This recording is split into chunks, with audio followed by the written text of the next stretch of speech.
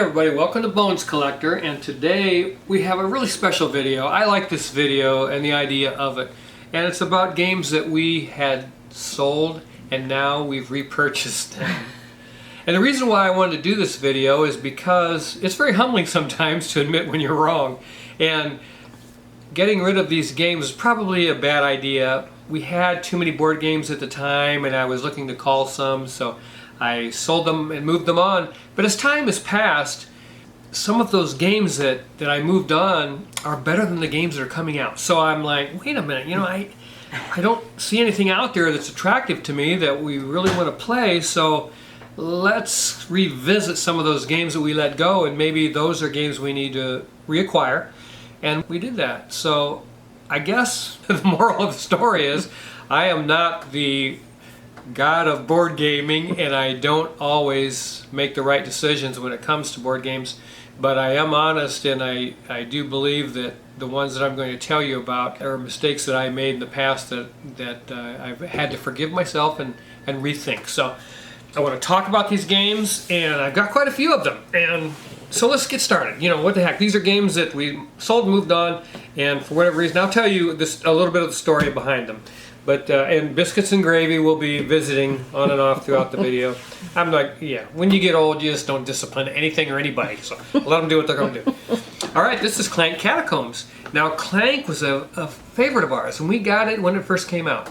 I saw Clank, and I looked into it, and I thought, oh, this deck building thing, I'm very interested in it. It was new to us then, too. Yeah, I wanted to play that game, and we played it, and we liked it. And the more we played it, we really learned to love Clank, but it was just missing a little something for us.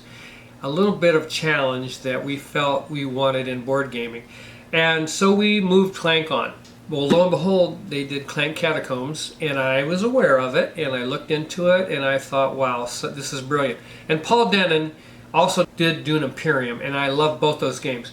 But he had a brainstorm here. I mean, making this game into Clank Catacombs, where you actually lay out the tiles and the dungeon grows as you are playing the game, is just brilliant, and it made such a difference in the game. Now, I'm not saying if you have Clank and all those expansions, you need to go out and get rid of it. You don't. I mean, that game is wonderful just the way it is. But this, for us, really reinvigorated our thought process when it came to Clank.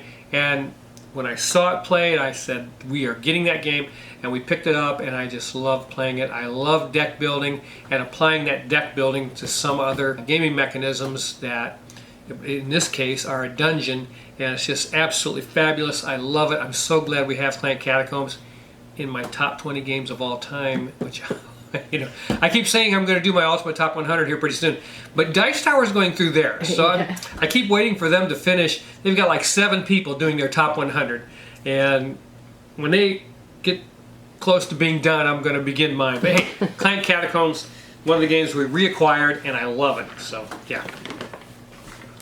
All right, we had gotten rid of Small World, and that was on me.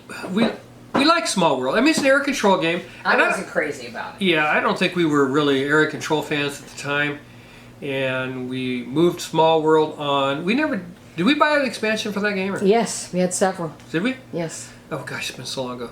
I was at a flea market, and a guy was selling this brand new for $25. I always tell you guys what I pay for stuff because I think it's interesting that you can build a gaming library, a magnificent gaming library, very inexpensively. I got this for $25. It was brand new. It's called Small World Underground. And I think it has some different mechanics than the original Small World. And I picked it up and we played it, and it is a lot of fun. And I just like the Small world. Okay? And now there's World of Warcraft Small World, which is very popular. But we enjoyed this. It has, again, a few twists from original Small World, and I'm glad we got it. Days of Wonder does a fabulous job with their publishing, and this is no exception. I love Small World, and I'm glad we got it back. So yeah, that's Small World. We reacquired Small World. One of my favorite games that was that we felt at the time was very complex was Kanban. And I got a copy of Kanban, which I paid $50 for, I think the original Kanban from Stronghold Games. And the publishing wasn't very good in that game, but the game itself by Vila Lacerda was amazing. and we loved it. But when we heard they were doing a reskinning of it and giving it to Eagle Griffin Games, and this was after I think Venus and stuff was out, so it was like, oh wait a minute, if they're going to trick that thing out like that, I want to reacquire that. So we did get Kanban EV, and it is a reskinning of Kanban from gas to electric powered vehicles, which again is a good direction for all of us to go in.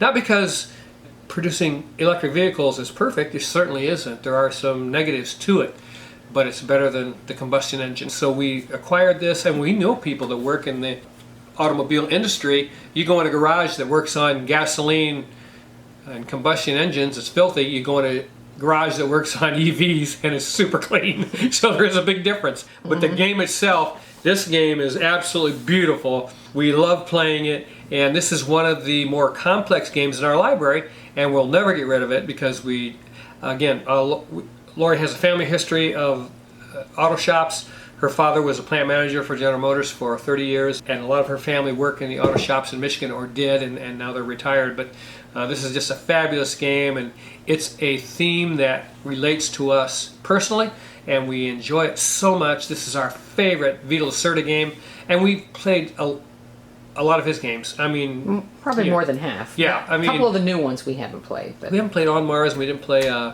Weather Machine. Weather Machine. But the other ones we played, you know, Escape Plan and Venus Deluxe and Gallerist. the Gallerist and Lisboa. We liked all those games. We owned all of them too. Yeah, and we moved them on. We decided that we only had room for one Vito Lacerda huge Euro in our library, and this, I mean, it wasn't even a close choice.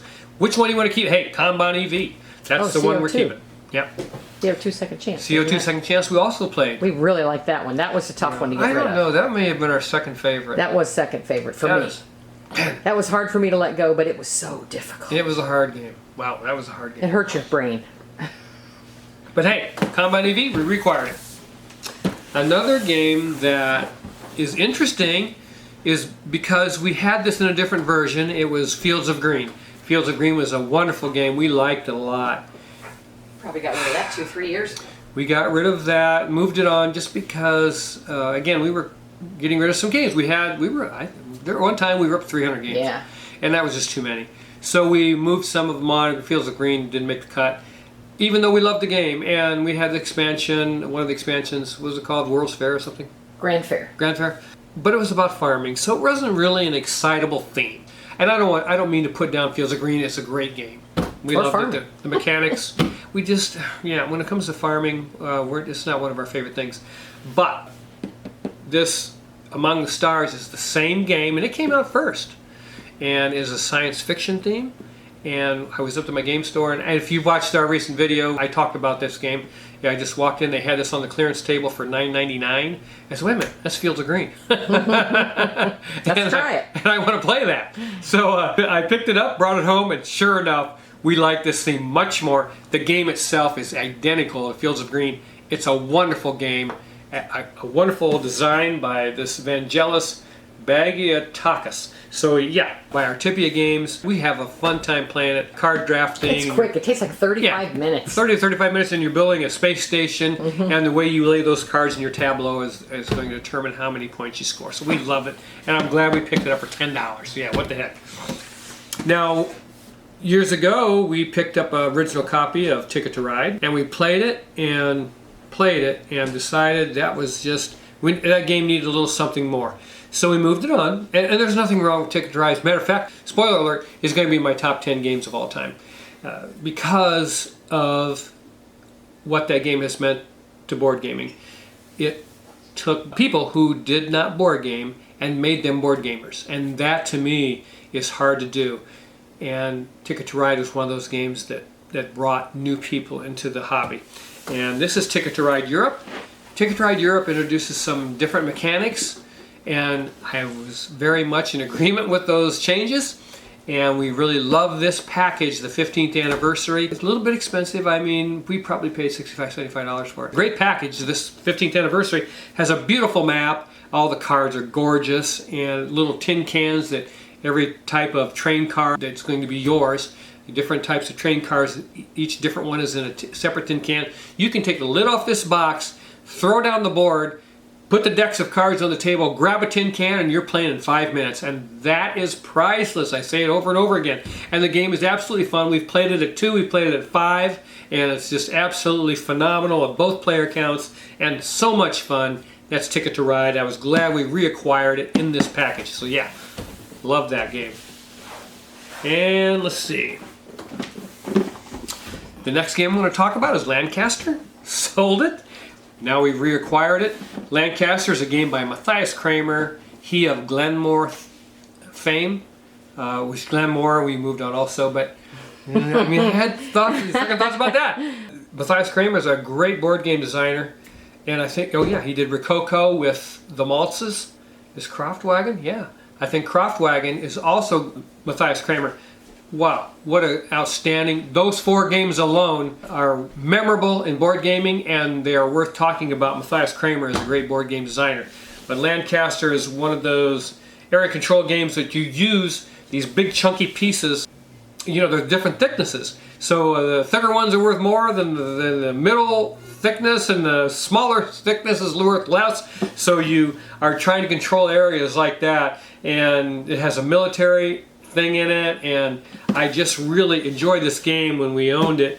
And when I saw it, I'm thinking we got it $15 again. It wasn't very much. Yeah, and brand new. I mean, it's, yeah, whoever had it just didn't use it, didn't play it, and maybe didn't even know what they had. So we picked it up at Dice Tower Con East, and I'm glad we did, because it's absolutely a phenomenal game, and it's better than so many games that have come out. And you know, while I'm saying that, I don't want you to get the impression that all new games are trash. They're not. Matter of fact, 2022 was a phenomenal board gaming year. I'm having trouble making my final list of top 10 for 2022. I don't even think I'm going to be able to make a top 10. It's going to be like 15 or something. There's just so many great games that came out in 22, as opposed to 21 wasn't that great, 20 wasn't that great, but man, 2022, what a phenomenal year. But when I think about those games that have come out over the last 3 to 5 years, just, you know, I mean, some of the games I've gotten rid of were better than anything that's available. So I'm, you know, reacquiring them. One of the games I moved on was Tiny Towns a couple years ago. Even though I loved Tiny Towns, it was stupid. I mean, well, we put expansions in it that you didn't like. We had an expansion. What was it called? Villagers. Yes. It was called Villagers expansion. I didn't like the expansion. I just didn't. We should have just got rid of the expansion, but we didn't. We sold the whole thing. But we got rid of the game and reacquired this at the flea market at Dice Tower Con East. Again, brand new. Nobody used it. I don't know what the deal is. Some people buy games and they just never play them. But I love Tiny Towns, and I love it so much. It's in my Ultimate Top 100. And the reason why is it has one of my favorite board game mechanics, and that's shrinking spaces. In Tiny Towns, you're going to take turns calling out a color of cube that you're going to take, and you have to fit that on your little player board and in a shape that's going to allow you to build a building. And that shape, once you place that building on your board, you're just going to run out of space. And I love that. I love running out of space because it makes you think so hard. In this game, you'll play 45 minutes of board game, and maybe a bead of sweat will come down your forehead as you try to crunch the numbers and make the things fit where they won't fit. And I love that. It happens in Calico, Subdivision, Reef. You just run out of space. It's just so wonderful to have to think hard to make the game work for you as the space becomes more and more limited. And Tiny Towns, it's just so cute with these little animals and so forth. And lo and behold, we reacquired this game. It wasn't like a few days later I'm in my local game store and they have an expansion, which I shouldn't buy. Well, you know, I like to support my local game store. So I look for a reason to spend money while I'm in there. And they had the expansion for this, not Villagers, because I didn't like that, but called Fortune, and you acquire coins. And so they had it marked down to $15. Hey, right there it is. Wow, my editor just handed me that. So I picked up Fortunes. So now I've got Tiny Towns back, and Tiny Towns is going to be in my Ultimate Top 100.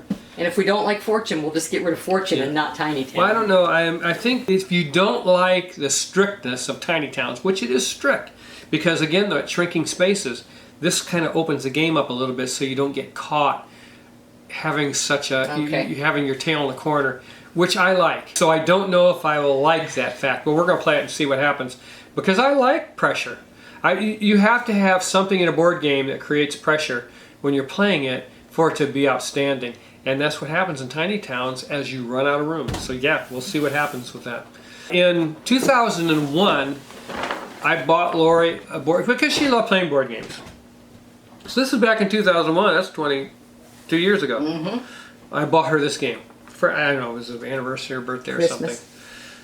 something. And she liked Lord of the Rings. She had read the books and everything. And I said, you know what? There's a board game, Lord of the Rings. So I picked it up and bought it for her. And it's by Reiner Knizia, who at the time, 20-some years ago, I didn't know who he was. I had no idea. I just bought this game because she liked Lord of the Rings. So in one of our moves, and we moved around quite a bit because of my work and so forth. We moved this game on. We still want to move it from place to place. So we sold it in a garage sale or something in our moving sale. And as we played more and more board games and did more and more things with board gaming, we looked back on that and said, you know what, man, we should revisit that game because this is 2001 it came out, and it's a cooperative game. And It had to be one of the first. Yeah, it had to be one of the first, yeah. And of course, Reiner Knizia, arguably the best board game designer in the history of board gaming. So we wanted to revisit that. We picked up a pristine copy of that Lord of the Rings game, that very one. And there's quite a few publishers that have picked this game up and published it, but you have to get this one by Hasbro because the other ones are just terrible.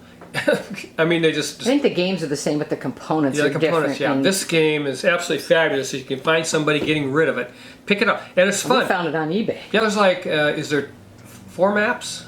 I think so. Something like that. Double-sided boards, maybe two double-sided boards. You know, Mordor and these different locations that are in the story of Lord of the Rings. And this game is just absolutely fun. And, I think probably the worst thing about it is it will take 90 minutes. It does take a while. It does take a while. Yeah. That gets kept because of sentimental reasons. Yeah. It takes a little longer than our window, but I'll have a hard time getting rid of it again. And it isn't just the time frame, but after 90 minutes you may lose. Yeah. And that's always a bummer. Yep. You know, if you spend, oh my gosh, we're going to... And the funny thing about the cooperative games is you know you're going to lose before it happens. Yeah. You're like, we're losing this game. We're going to lose. And if we don't, it'll be by the skin of our teeth. And we just spent 90 minutes and we're going to lose this game because I don't see any way out of it. Yeah. So it's kind of... And some people argue that's some of the fun, and it is. But you have to take the good with the bad when you play cooperatively. But that's Lord of the Rings by Reiner Knizia. And still, for my money, the best Lord of the Rings game out there. Better than War of the Ring, better than any Hunt for the Ring, Ring-a-Ding-Ding, whatever they come out with. Reiner Knizia is a better designer, and his game is better. That's just the way it is. All right, I moved on. Eon's End back in the day. We bought it when it first came out, and... Kickstarted an expansion. Yeah, and I think they went away from the black border cards.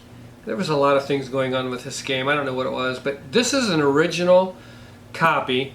It has the black border cards, and it's just the base game. And I think sometimes, if the game is good, first of all, if the base game is outstanding, it doesn't need anything else. But somehow we get in our minds that more of a good thing is better. And that isn't always true. It's like the now absolutely over-the-top Castles of Burgundy. What is there, like 40 game boards in there or something? That and the thing people forget is Castles of Burgundy, in that Aaliyah underproduced garbage game, was the game that was popular. That just like that. In that little simple box, that game set the board gaming world on fire. It did.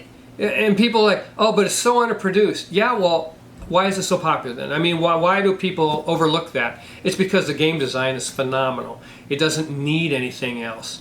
I could go on and on about that game and how it's overproduced now, and I still have my original 2011 Castles of Burgundy. Every time we play it, we say, that is a great game. And Eon's End, same thing. We played it, and I ended up too much in the box. This is a cooperative adventure game. This is just the base box, which there's plenty in here to have fun, and that's the whole point of board gaming. I really like that we reacquired this, and I traded something, was it Arcadia Quest? Arcadia Quest. Oh my gosh. And I ended up listening to Dice Tower that it was an excellent board game, and that was not true.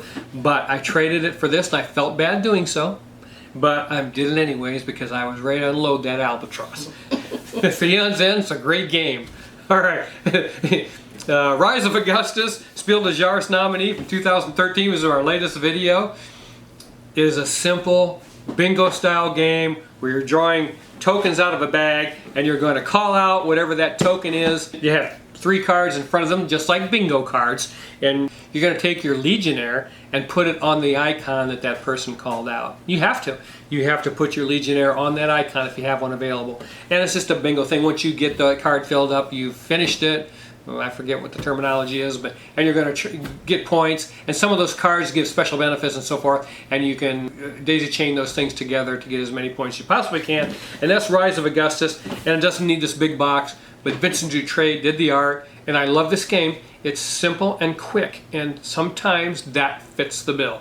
And as you get older, you start realizing you're running out of time in life, and so you become very particular about the way you spend what you have left. And Rise of Augustus is worth spending that time. So yeah. Okay. The next game I sold and reacquired is Michael Menzel's Legends of Andor. Michael Menzel, of course, was a board gaming artist before he did this game, I do believe. You know, hopefully I'm accurate in this story. Yes. So he was a very well thought of board game artist. And he decided to make his own game. And it's called Legends of Andor. This is a cooperative board gaming adventure, and I played it and moved it on. Why? I have no idea. We had all the expansions for that one too. I had the 2 extra boxes. It was something of Hope, and I forget what the other one was called. And Journey to the North or something like you don't need them. This is absolutely fabulous, just this box. And it has adventures that are on cards in here that you're going to... we're not a fan of story-driven games. Mm-hmm. But this one's pretty nice because it's in a deck of cards and you just flip them over as you go and tell the story. But the cool mechanic in here is you're protecting the castle, and the monsters that are coming on the board, coming towards the castle, have a unique movement mechanic where they will skip over each other.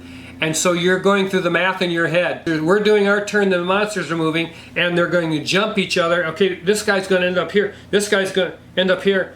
This guy's going to be here, and you are allowed only so many monsters can penetrate the castle, and you have like I think 5 spaces maybe. I'm just guessing. I think it's 5. 5 spaces, and once you fill up those spaces with monsters that have overrun the castle, you lose. You know, you lose as a team because it's a cooperative game. So you have to make decisions during this game. You're like, okay, I'm going to move over here and I'm going to have to do battle with this monster. But these 2 monsters that are going to overrun the castle, we can't do anything about those. We're going to have to let them in. And you have to make this tough decisions like that and allow some of those monsters to overrun the castle, and you put them on those 5 available spaces. Once you fill up the 5th, you've lost. So you're really wringing your hands trying to figure out how in the heck are we going to make this happen. I like this game a lot. You have a player board. The art in the game is fantastic, obviously because of Michael Menzel, and it's a dice-driven. You know, has some dice mechanic in it, which is very attractive. A lot of these style of games, you just go kill monsters, and Gloomhaven's one of them, and it's the reason why I didn't like Gloomhaven. You know, what's the scenario goal? Kill everything. Every scenario, kill everything. Kill all monsters. Kill all this. Kill. In this one, you don't want to do that because when you kill a monster, the game timer counts down and it goes against you. Yeah, you can kill a monster and do battle with that monster and get rid of them, but it goes against you and it causes the game to shorten. And that's the trick. That's the catch. That's the rub.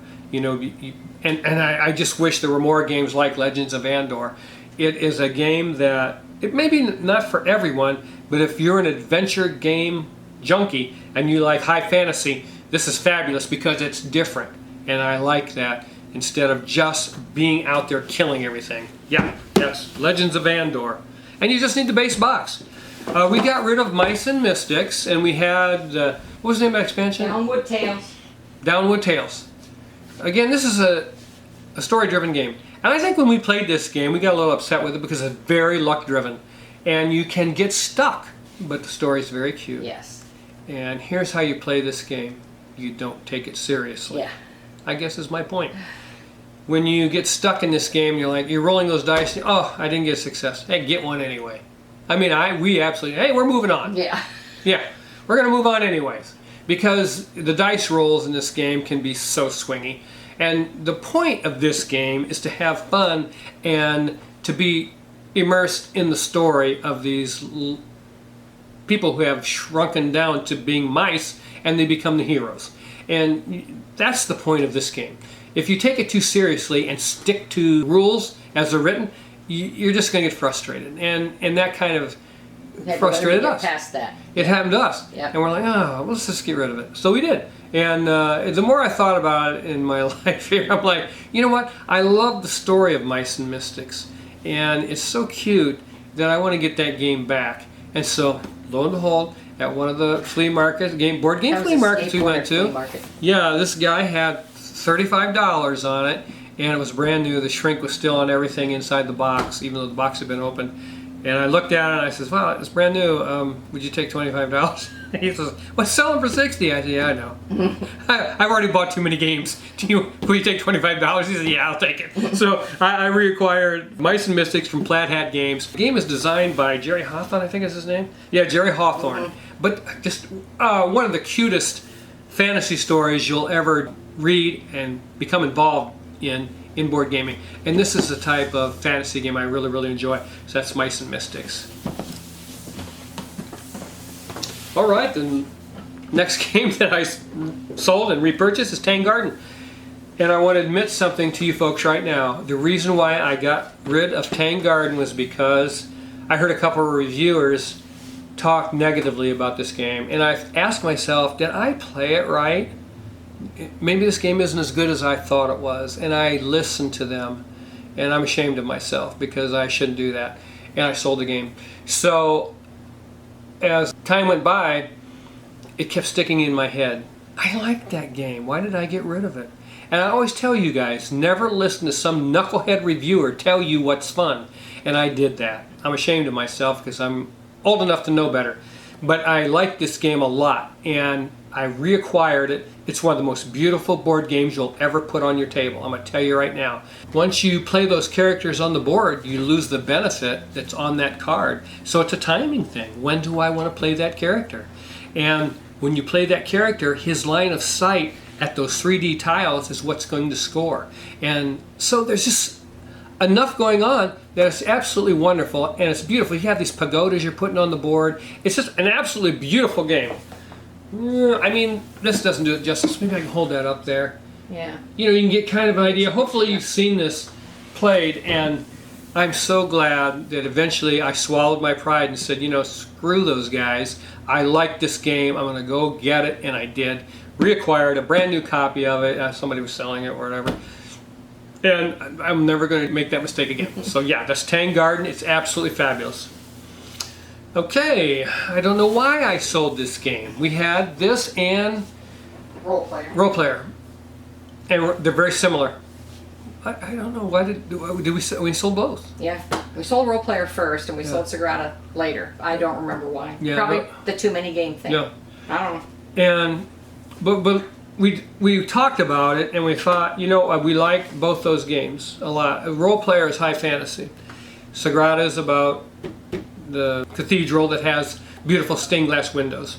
And we asked ourselves, well, which one would we like to play over and over and over again? And we came to the conclusion for us, you know, for a lot of people it'd be Role Player. It's a little more in depth and it takes a little longer. For us, it's Sagrada. And we really, really love it. And we've played it again, and it's just so much fun. A dice drafting game where you have restrictions about how you put those dice in your stained glass window. You can't put colors together, or matching numerical values can't touch, and things like that. And it has cards that you slip into the stained glass window that dictate also the specifics on how you're going to put that stained glass window together. And we really enjoy that. What possessed us to get rid of this game, I have no idea. It's in my Ultimate Top 100 now. It's a beautiful design. Who is the designer? Daryl Andrews and Adrian Adamescu. I've heard of Adrian. Sounds familiar. Adrian Adamescu. But I mean, just a fabulous, fabulous game. And I've talked to people that have been to see this cathedral, and they're so interested in this game because of it. And we love that real world theme, more so than high fantasy.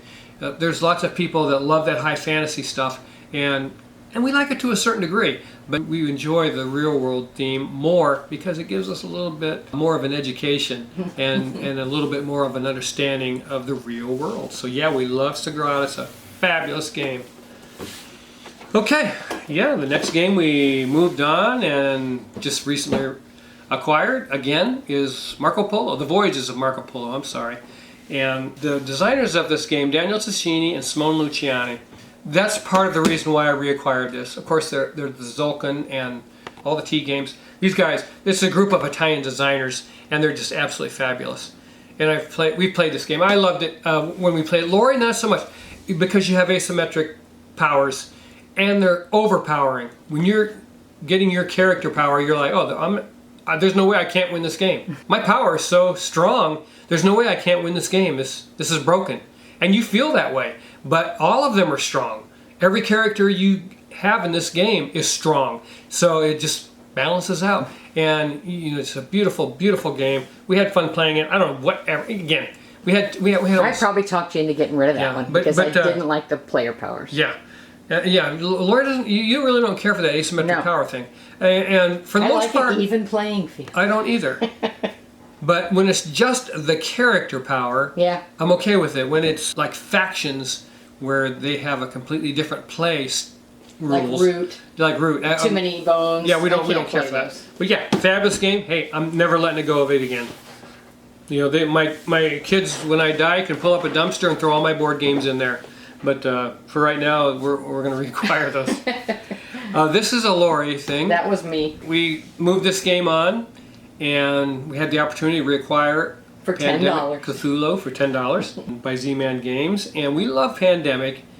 In my Ultimate Top 100, I'll talk a little bit about Pandemic, and we had Pandemic Iberia, which is an outstanding game. Mm-hmm. Oh yeah, Fall of Rome. No. Oh yeah, we had Fall of Rome. I forgot about that one. We had Pandemic the Cure, which is a great game, but we moved that one on. And we played Pandemic Wrath of the Lich King. Was that what it was? Mm-hmm. Pandemic Wrath of the Lich King, yeah. And now there's Pandemic Clone Wars or something. Yeah. I mean, and there's Horrified as Pandemic. Pretty monsters. Much, yeah. But I mean, there's been many games that have copied this mechanic. Matt Laycock is an outstanding board game designer, and this is his brainchild, Pandemic, of course. Oh, hey, we had Pandemic Legacy. Oh yes, we did play Pandemic. Played the whole thing. Yeah, people rave about it. It's rated very high on Board Game Geek. It's like number 2, I think. Yeah, we're not in that crowd. I'm just not a Legacy fan. Yeah, there's just no way that original Pandemic is not as good as Pandemic Legacy. It is better. I got so sick of playing Pandemic when I played Pandemic Legacy. That's all you're doing is I just playing like, over oh man, and okay, I'm sick of this. And we played Pandemic Rapid Response. Rapid Response. We didn't care for that one, but we did play that one as well. But this, I mean, here's the thing.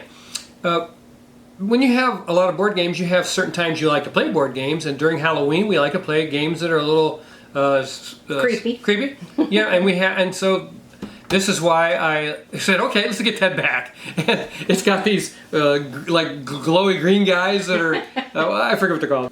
Investigative cultist figures, Shoggoth. Oh, Shoggoth. Shoggoth figures. Okay, I was cultist close. Figures, yeah. Summoning cards. So it's got a little bit of a Cthulhu. It was an H.P. Lovecraft theme to it, and I said, you know what, we need more Halloween games anyway because we have very few. Ancient Terrible Things, and what else we played? Horrified. Horrified.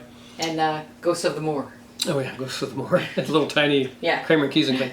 But yeah, so we reacquired this, and I do like it. And so, and then here's the thing. And if you have board gamers that like certain things and maybe you don't like them so much, sometimes you're willing to give in and play them and say, okay, yeah, let's do that. And so yeah, that's what we did here. I said, hey, if you like it, let's play that it. was amazing. And it was $10. There's nothing the matter with it. I love that game. Pandemic Cthulhu. This is another game. This is Virginio Gigli and Flaminia Brasini with Simone Luciani, who was co-designer on Voyages of Marco Polo. And we had this game, and Lori we felt it was a little bit... I thought it was too fiddly. Too fiddly, because you have to replace the columns of cards every round. And once we got past that, we were okay with it. And I said, hey, I want to get that game back because I really liked it. And I really love Lorenzo Il Magnifico. And I forget what year this came out, but I'm sorry I got rid of it. And where did we find this? Was it? It was on sale. I think it was on sale on Amazon. Amazon, like $26. Yeah, you found it cheap. Yeah, it's 26 bucks. I said, hey, let's get that back. And we played it again after we got it back and realized, you know what, we did make a mistake. We should have kept that game. It's absolutely fabulous. It's one of the few CMON games for us that's worth owning. They usually do these high fantasy miniature games that we have no interest in. And this game is absolutely fabulous. And CMON does, you know, hey, I'm going to say we do have some games from CMON that are in our library. Huh? Scooby-Doo. Scooby-Doo, and there's something else. No, Fairy Tail Inn. Fairy Tail Inn is CMON games, but there's something else, like a Euro style. Okay, so the other game that CMON published that is in our library is Ethnos. And we just ordered Wacky Racers, and that's CMON. Yeah, and we never had Ethnos, did we? No. Yeah, and they just remade it into some other game. We waited because we knew they were remaking it. Yeah. And then we played Ethnos at a convention. I liked it more than Lori, but I always kept Ethnos in the back of my mind. It's Polo More. He was an outstanding board game designer, and I tell you guys all the time, it's all about the designers for the most part. And he's an excellent board game designer, and I kept that game in the back of my head and back of my mind, and well, lo and behold, I was able to find a pristine copy for $25 on the VFM, and I grabbed it up, and I'm glad I did because I don't like the retheming. Yeah, we didn't like the rethemed version. Yeah, I'm so glad I got Ethnos. When I heard they were redoing that game for what, I don't know what, they need to call me on the phone and say, should we do this? And I would tell them, no, don't do that, you big dummies. Everybody loves Ethnos. Here's what you need to do. Yeah, leave the game alone. Make it look better. Oh my gosh. I don't know why they don't call me on the telephone and say, what do you think, Bones Collector? What should we do? And I would tell them and help them. Because, you know, it's just, you should call the wise old hermit that lives on the mountain. That's me. Yep. But yeah, hey, we reacquired Lorenzo Il Magnifico, and I love that game. Give them all back. That's it. That's it? Give them all back to you. Okay. So yeah, that is all the games that we sold and recently reacquired. Well, not recently, but some of them we got a while back. But I just want to tell you all about these games, and I wanted to make this video because I don't want you to think that I don't make mistakes, because certainly I do. And I made some mistakes and gotten rid of games, and I can tell you some other games that I've gotten rid of that are definitely in the back of my mind. Orleans, Zulkan Mayan Calendar, Grand Austria Hotel, just to name a few. Games that, you know, because we're constantly watching the new stuff that comes out, and I watch them play, and when I see something that piques my interest, I get on YouTube and I watch the games played. I don't so much listen to opinions about the game because, you know, in case of Dice Tower and Rahdo, they're all getting paid. And so they're going to tell you things that aren't really true because that's how money works. And so I watch games played, and then I try to decide in my mind and put myself in the position of a person playing that game and ask myself, does that look like it's going to be really good? But when you listen to someone else's opinion is being paid, you know, you see that thing includes promotional, you know, money. Paid preview. Paid preview. I mean, that's what they're saying is I'm paid to do this. And they're not going to say, oh, hey, yeah, this game I was paid to tell you about it. It's terrible, it sucks. You know, they're not going to do that because they're getting paid. You know, that's just a fact. And I guess the point of that is I'm not getting paid, and I just tell you what I really think about these games. And as these games come out, I have to sift through them and try to find ones that I really, really love. And it was a great year in 22. So I'm not saying that all new board games are trash, because they certainly are not. But don't always overlook the old because of the new, and be attracted to the new, and stay off crowdfunding because they're going to take your money and steal it. If the game is good, it will be published in retail and you will be able to get it. And if you want the Kickstarter version, you'll be able to get that in the secondhand market. Stay off it. Read every day. If you dig deep enough into what's going on in those crowdfunding sites, people are getting their money stolen from them and they're not getting anything back. And that's a shame. And so if I can stop one of you from doing that, then saying this has paid dividends. So anyways, yeah, that's the video for today. These are games that we sold and reacquired, and I'm glad that we did. You know, what can I say? There's so many board games out there that I just want you to understand that it's difficult to find games that fit the type of person that you are. There's games for everybody out there. I had a guy that I work with ask me, hey, do you want to play Twilight Imperium over my house? I'm like, hey, no. You know, I'm glad to know you're playing board games. Thanks for the invite. Yeah, No. I'm glad. Hey, when someone invites me to play Twilight Imperium, I just say, well, yeah, you know, if I'm not there in a half an hour, start without me, and I just go to the bathroom and never come back. But I have no interest in playing a board game that's going to last 6 or 8 hours. That's just me. There are people who are younger that have that kind of time. But we like to play board games for everybody. Like this, yes. There's board games for everybody, and hopefully if you realize, you know what, I watch The Bones Collector, and a lot of the games he likes, him and his wife play, are games that we have acquired and enjoy also. And so you can continue to watch our channel with confidence that the games we tell you about will be something that you are interested in and will find to be very satisfying when you play them. I could go on all night. I love these games that I reacquired. I love them when I sold them. And I have other games that I've sold and moved on that, you know, they're stuck in my head. I'm thinking, I don't know. You know, maybe I should go back and get that. Even though I added a lot of games from 22 into our library. We did. Not very many from 21. More than we intended or 20 to. or 19, but a lot from 22. Yeah. So evidently something happened there in 22. But hey, I love every one of you. Keep on board gaming. It's the best hobby on the planet. And if you would, please like and subscribe. And for all of you out there, you young people that happen to watch us, if you are technically talented, because we're not, hey, share this video on other, you know, what do you call it? Platforms, yeah. So that other people can see us. And we'll see you the next time on The Bones Collector. And we love every one of you, and I'll see you. Bye-bye.